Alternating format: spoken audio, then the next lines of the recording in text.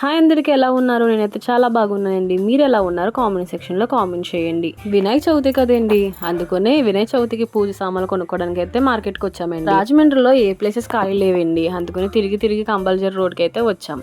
అక్కడ ఇంకా పూజ సామాన్లు మేము కొనుక్కుంటున్నాం. ఫస్ట్ ఒక రౌండ్ అలా వేసామండి, సెకండ్ రౌండ్ లో కొనడం స్టార్ట్ చేసాం. రేట్లు అయితే చాలా ఎక్కువ చెప్తున్నారండి. బొజ్జగన పైన కొనడానికి అయితే చాలా తిరిగామండి. ఫైనల్ గా కొన్నాం.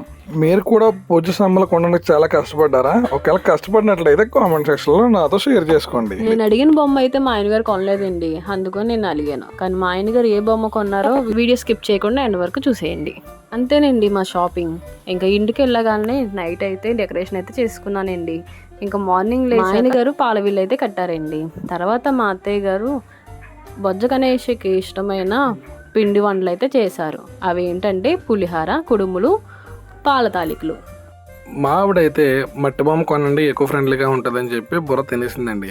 కానీ నాకైతే ఈ బొజ్జగానిపై బాగా నచ్చాడు. ఇంకా ఇదే తీసుకున్నాం. మా పూజ అయితే చాలా బాగా జరిగిందండి. మీరు ఎలా చేసుకున్నారో కామెంట్ సెక్షన్లో కామెంట్ చేయండి.